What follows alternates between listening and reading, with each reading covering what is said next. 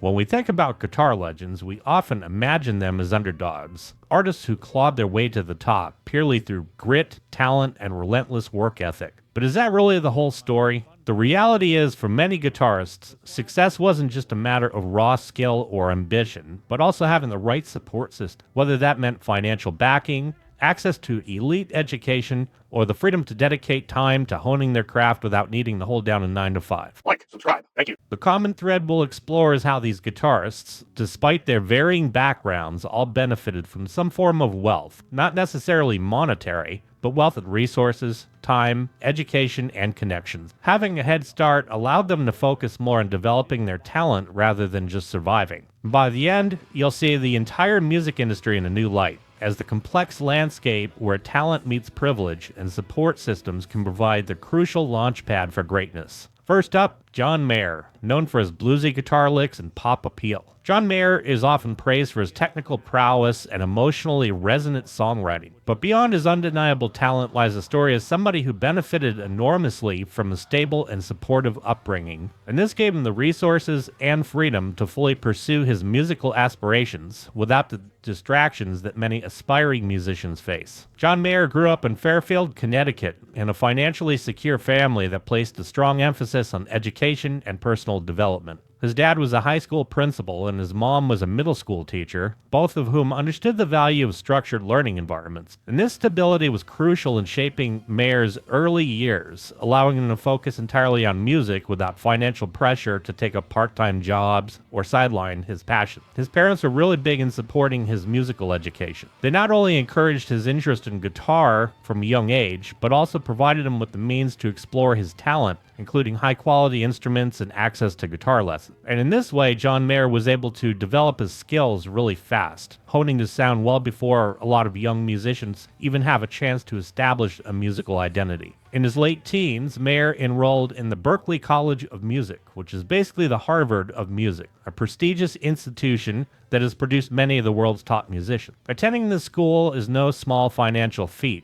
It's an elite school with tuition costs that are prohibitive. But for John Mayer, financial support from his family made this dream possible. And the time spent at Berklee was invaluable for Mayer, not just for its formal education, but for the connections and experiences that would lay the groundwork for his future career. However, John Mayer didn't stay at Berklee for long. After 2 semesters, he made the decision to drop out and pursue his music career independently. And this is really where the safety net of his family's financial stability played a critical role. For many musicians, dropping out of college comes with a big risk, especially if it means giving up potential income or career stability. But Mayer's background allowed him to take this leap without fear of financial failure, and his family's support gave him the confidence to move to Atlanta, focus on music, and eventually record his first EP, which would kickstart his career. Mayer's rise to fame wasn't instantaneous, but his polished image and sound played a big role in capturing the attention of record labels and audiences alike. His ability to focus entirely on his craft without the pressures of financial instability meant that Mayer had the time to carefully refine both his image and his music. His debut album, Room for Squares, was a polished, radio-friendly record that struck a chord with both critics and mainstream audiences. And the time John Mayer spent perfecting his sound, from his songwriting to his guitar playing, was a luxury that many aspiring musicians just don't have. Our second guitarist, Lindsay Buckingham, may not be the first guitar player you would associate with privilege, but his journey to rock stardom was deeply influenced by his affluent upbringing. Born in Palo Alto, California, Buckingham was raised in a comfortable, well-off family that gave him access to resources and opportunities that many musicians could only dream of. From an early age, Buckingham's life was surrounded by music, with no financial pressure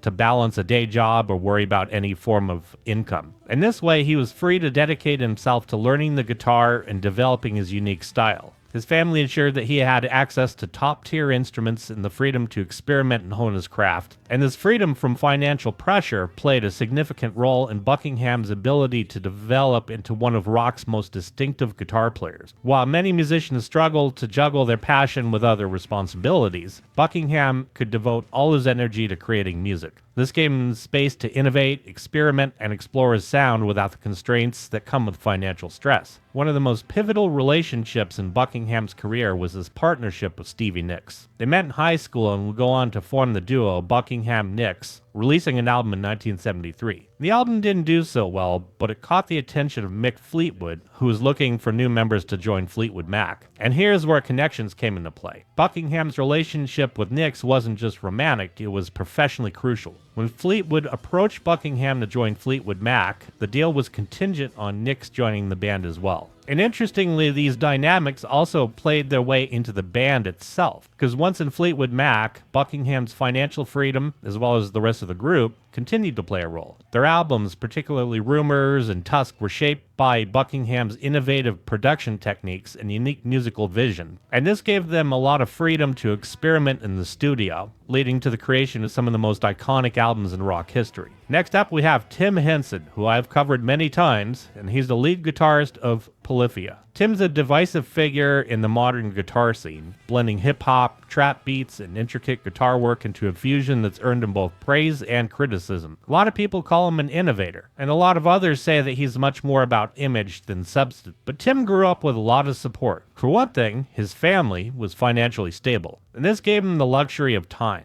to experiment, make mistakes, ultimately develop a unique sound that would come to define Polyphia. Tim Henson didn't have to worry about working a full-time job or financing his music. Instead, he had the freedom to focus entirely on creative exploration. Polyphia's early work already showcased Henson's technical ability, but it was his decision to blend trap beats and hip-hop elements with his virtuosic playing to really set him apart. But to be able to do this kind of experimentation requires both creative courage as well as financial flexibility, which is the ability to take risks, fail, and bounce back. Tim Henson had access to state-of-the-art recording equipment and studio time, resources that allowed him to produce high-quality content from the start. Yet for many guitar players, the cost of professional production could be a barrier to getting their music heard, but Henson's background removed that obstacle. And another key factor in Henson's rise to fame was his savvy use of social media, particularly platforms like YouTube and TikTok. And producing viral content isn't just about skill. It requires consistent access to high-quality production,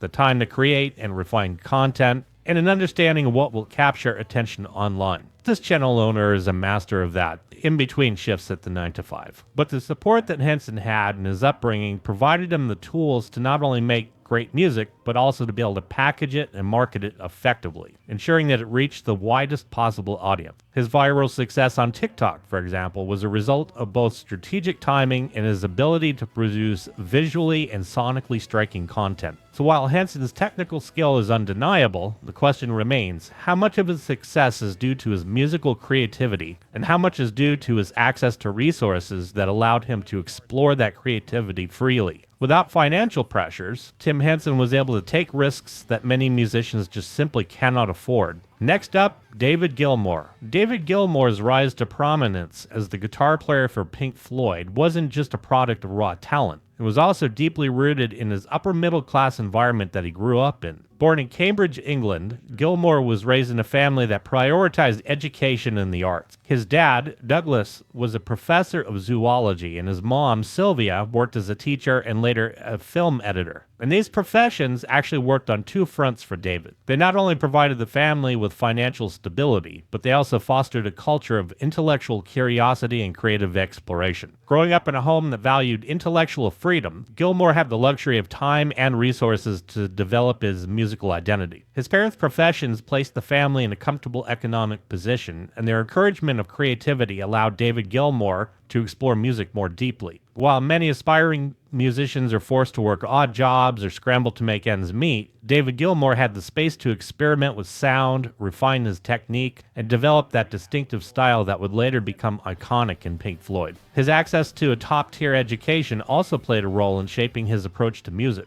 Gilmour attended the Perse School and later the Cambridgeshire College of Arts and Technology, where he met future Pink Floyd band members and connected with other artists and intellectuals. And these environments were hotbeds for creative collaboration and fostered the open-minded approach that would define Gilmour's contributions to music later on. When Gilmour joined Pink Floyd in 1967, replacing the troubled Syd Barrett, it was a pivotal movement for the group. Gilmour's arrival didn't just fill a gap. His innovative approach to guitar playing and dedication to pursuing musical boundaries transformed the band's sound. Gilmour's ability to blend intellectualism with musicality helped Pink Floyd transition from the psychedelic rock of their early years to more experimental conceptual works, defining albums like Dark Side of the Moon, Wish You Were Here. And his melodic, spacey guitar work became one of the defining characteristics of the band's sound. Much of the innovation can be traced back to the privilege of time, resources, and educational background that allowed him to think outside of the box musically. Next up, Slash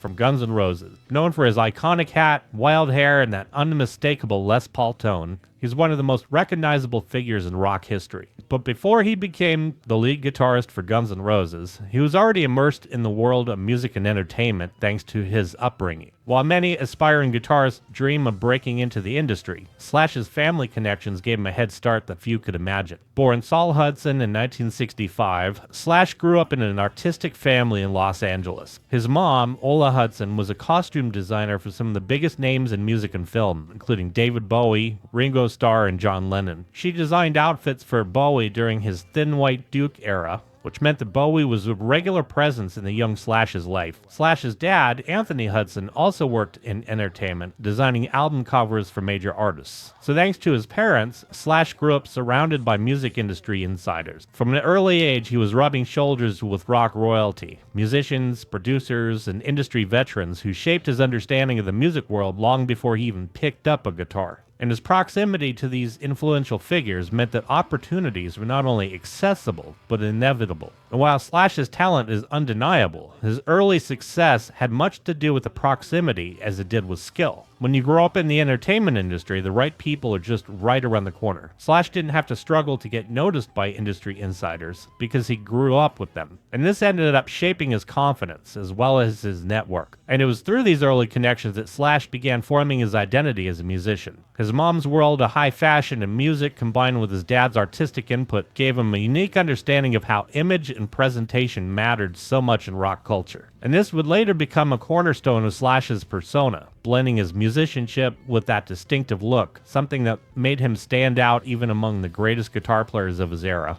And Slash would go on rough and tumble with Axl in the group, forming Guns N' Roses. But by this time, Slash had already spent his formative years getting to know industry professionals and developing a network that would help him rise quickly through the ranks. His family connections and upbringing gave him not only musical credibility, but the confidence to navigate the often brutal music business. Our sixth guitar player, Richie Blackmore, was one of the most influential guitar players in rock history, and he owes much of his success to the unique blend of rock and classical influences that became his signature style. Behind that iconic sound lies a story of privilege and access that set Blackmore apart from his contemporaries. Born in Weston-super-Mare, England, Blackmore came from a middle-class family that provided him with the financial stability and resources to pursue formal music training, which is an advantage that a lot of aspiring guitar players of his era did not have. Blackmore's dad worked in the aviation industry, which provided the family with enough financial stability to support Richie's early musical ambitions. From the age of 11, Blackmore began taking formal classical guitar lessons, a luxury that set him apart from a lot of his peers, who often learned to play by ear or through trial and error in informal settings like local clubs and garages. And Blackmore's early exposure to classical music and formal instruction allowed him to develop a level of technical proficiency that most young guitar players simply couldn't match. Unlike a lot of his contemporaries who were drawn to the blues or rock styles, Blackmore was heavily influenced by classical composers like Bach and Beethoven. And his classical training didn't just teach him technique, it gave him a deep understanding of music theory and composition, which he'd later incorporate into his songwriting with Deep Purple and Rainbow. And this became critical in shaping his unique sound. And this distinctive combination of styles set Deep Purple apart from a lot of other bands in the burgeoning hard rock and heavy metal scene. Songs like Highway Star showcase Blackmore's ability to blend the technical precision of classical music with the raw energy of rock. And this fusion of genres became the cornerstone of Deep Purple's sound and influenced the development of neoclassical metal, a subgenre that continues to thrive even today. Our next guitar player, Steve Vai, came up in 1960 in Carle Place, New York. His musical journey began at the age of 13 when he first picked up the guitar. His parents, recognizing his passion and potential, gave him their full support, providing him with the instruments and resources that he needed to grow as a musician. And Steve Vai's exposure to music wasn't just casual. He was raised in a household that saw his talent as something worth nurturing professionally. At just 14 years old, Steve Vai began taking lessons with one of the greatest guitar teachers around, Joe Satriani. And Satriani's influence on Vai cannot be overstated. Under Joe's guidance, Vai learned not only advanced guitar techniques, but also the discipline required to master his craft. And studying with Joe gave Vai a head start over his peers, laying the foundation for the virtuoso he would soon become. And by the time Vai was ready for college, his family took another significant step by sending him to the prestigious Berklee College of Music. And this college was not cheap, but Vai's family saw it as an essential investment in his future. At Berklee, Steve Vai honed his technical abilities, deepening his understanding of theory and composition, all while surrounded by a network of like-minded players and industry pros alike. And the pivotal moment in Vai's early career came through his work with Zappa. While at Berklee, Steve Vai took on an incredibly difficult task of transcribing Frank Zappa's complex composition.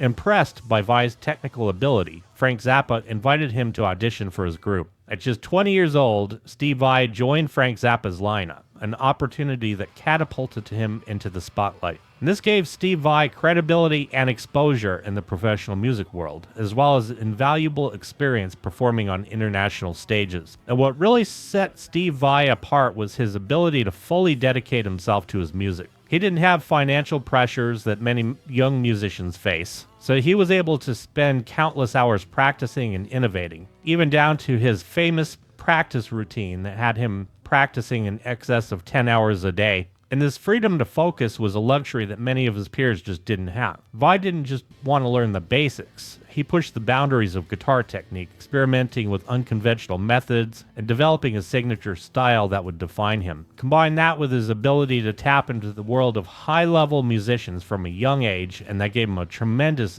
advantage. And from then on, after Zappa, he was able to go ahead and hone his skills as a session guitar player, and then join David Lee Roth's solo band, and the rest we all know was history. Next up, Matteo Mancuso, born in 1996 in Palermo, Italy. Matteo was destined for the music world from the moment he picked up a guitar. His dad, Vincenzo, was a highly respected guitarist and music producer who performed alongside many renowned Italian artists. And this early exposure to a professional music environment gave Matteo a significant head start, letting him access mentorship and industry knowledge that many aspiring musicians could only dream of. From a young age, he was surrounded by professional-grade instruments, studio environments, and the guidance of seasoned musicians, creating an ideal environment for his talent to flourish. Matteo began playing guitar at the age of 10 under the direct guidance of his dad. And his dad, Vincenzo, didn't just provide basic instruction. He exposed Matteo to advanced techniques, diverse genres, and an understanding of how the professional music world operates. And this early training found him live on stage at the age of 11, showcasing a technical proficiency and stage presence that far exceeded his years. At 12 years old, Matteo performed at the prestigious Castelbuono Jazz Festival, a remarkable achievement for such a young player. His dad's connections in the Italian music industry helped pave the way for these early opportunities, placing him on a fast track to success. Most guitar players spend years trying to break into significant gigs, but Matteo's family ties helped him access these opportunities from a young age. Of course, this is not taking away from his talent and dedication. Matteo developed an awesome finger style that really shows a lot of unique phrasing and really cool approaches to soloing. But with these opportunities, he was able to perform at internationally renowned events like the Umbria Jazz Festival and NAMM Show, where top-tier musicians gathered to showcase their skills. And these played a big role in putting Matteo on the global stage, where he could be noticed not only for his incredible talent, but also for his unique sound, blending jazz, fusion, classical, and modern rock techniques into one thing. And in 2017, his performance at the Umbria Jazz Festival earned him a scholarship to the Berklee College of Music, which is a pivotal moment in his career. And this milestone showcased not only his technical abilities, but his ability to network with some of the most influential figures in the global music scene. Matteo's father's connections also helped Matteo make early introductions to key figures in jazz and rock world. One such legend is Al Di Meola, who invited Matteo to collaborate on stage, which turned out to be an experience that further boosted Matteo's credibility and standing in the global music community. And these relationships helped Matteo gain recognition not just as a prodigy, but as a serious artist in his own right. And since then, Matteo's taken his networking to the next level by jamming with Steve Vai at Vai's Academy 7.0 Guitar Camp in Orlando, Florida. and this just reinforced his position among top-tier guitar players and showed how his early exposure to music, combined with exceptional talent, led to incredible opportunity. While Matteo's technical proficiency and innovative sound are undeniable, it's clear that his rise to fame was also shaped by privileged access to the music world. His dad's connections opened doors that would have been closed to many aspiring musicians, and his early exposure to professional musicianship allowed him to develop skills at an accelerated rate. And he didn't have to work a day job, which definitely helped. Next up, Joe Bonamassa. His story isn't your typical rock and roll rags to riches tale. From the very beginning, Joe Bonamassa had access to the musical resources and industry connections that most young musicians could only dream of. Born in New Hartford, New York, Joe was raised in a household where music wasn't just a hobby, it was part of the family business. His dad was an avid music enthusiast and owned a guitar shop, which meant Joe had access to high-quality instruments and a treasured trove of records from the start. At the age of 4, he picked up the guitar for the first time, and by the age of 11, he was under the mentorship of the late Danny Gatton, one of the most technically skilled guitar players of his generation. And this early tutelage gave Joe an edge that would set him apart from his peers. Gatton didn't just teach him technique, he exposed him to the intricacies of showmanship and the finer parts of becoming a true music professional. But didn't just stop there. By the time Joe was 12, he already had his own band called Smokin' Joe Bonamassa, performing gigs across western New York and Pennsylvania on weekends while still attending school during the week. And his dad's connections to the music community meant that Joe wasn't playing in small, unknown venues. He was already making a name for himself in respected local circuits, and he was jamming blues on a 1972 Fender Stratocaster. At 12 years old, Bonamassa achieved something extraordinary. He opened for the legendary B.B. King at a series of 20 shows in 1989, and for many musicians, sharing a stage with B.B. is a career milestone, but for Joe, it was just the beginning. And this opportunity didn't just happen by luck. It was a direct result of his family's network and his already established reputation on the local scene. And by his teenage years, Joe was playing in a band called Bloodline, which featured sons of other musical legends, including Miles Davis, Robbie Krieger of The Doors, and Barry Oakley of the Allman Brothers Band. And though the band itself didn't get huge success, the associations were a launching pad for Bonamassa's career, allowing him to develop his reputation alongside industry royalty. Joe Bonamassa's career isn't just a story of talent meeting opportunity. It's a perfect example of how early exposure and the right connections can transform a promising young guitarist into a global phenomenon. And finally, let's talk about Wolfgang Van Halen, the son of legendary Eddie Van Halen and Valerie Bertinelli. Born into one of the most iconic families in rock history, Wolfgang's path to music was virtually predestined. Growing up in a household where guitar virtuosity and musical excellence were the norm, Wolfgang was surrounded by some of the greatest musicians in the world. It's impossible to discuss Wolfgang's rise to fame without acknowledging the enormous shadow of his father Eddie and the legacy of Van Halen. Wolfgang's career began not just with a love for music, but with access to the best musicians, producers, and resources the industry had to offer. As a child, Wolfgang never had to struggle for exposure to high-quality instruments or top-tier studios. His dad, Eddie, made sure of that. And from an early age, Wolfgang had access to the Van Halen legacy. Guitars, amps, recording setups, and guidance from a dad who was one of the most innovative guitar players of all time. And while many aspiring musicians struggled to gain access to resources, Wolfgang was immersed in a world of professional music from the very beginning. His family's reputation meant that industry doors were already open to him long before he ever even picked up a bass or guitar.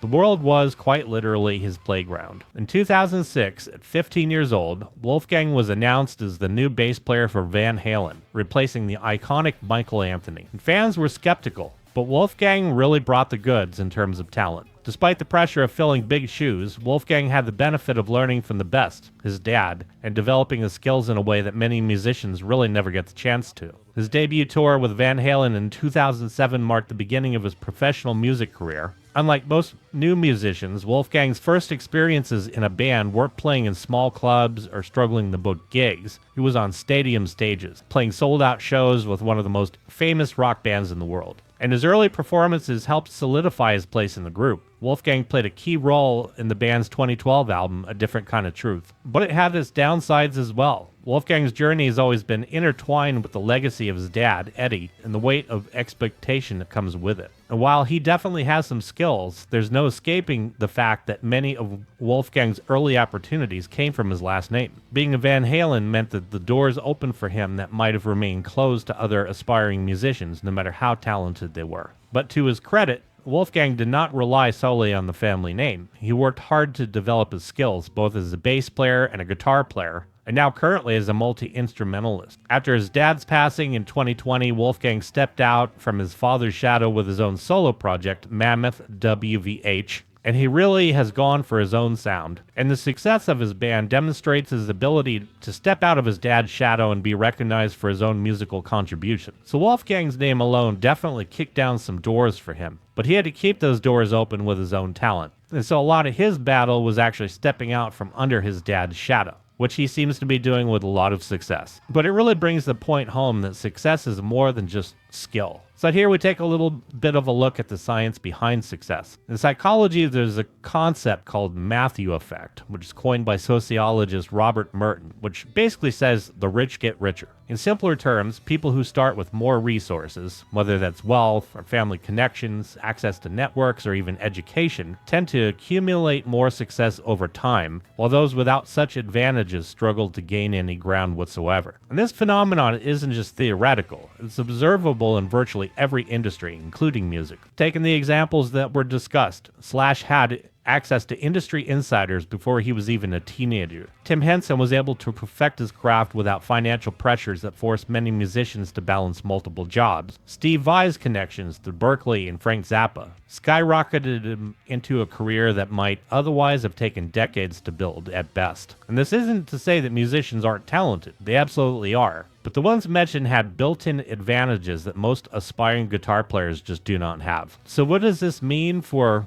the aspiring musician who doesn't have famous parents or private school education? This is where networking becomes essential. Networking doesn't just increase your chances of meeting the right people, it creates opportunity. In a study from the University of Virginia, researchers found that weak ties, those acquaintances or people we barely know, are often the ones that actually help us land the best jobs and opportunity. In fact, weak ties are about 5 times more likely to connect us to new opportunities than our close friends or family. What does that mean in the music world? Well, it means that people should expand their social circles as much as possible. Go to jam sessions, attend industry events, play at open mics, even if it feels uncomfortable at first. Every interaction you have could be the one that connects you to your next gig, producer, or mentor. Talent will get you noticed, but connections will get you through that door. Something really weird I just found out. The most expensive guitar on Amazon is a signature guitar, and you won't believe whose signature guitar it is. I left the link below in the description.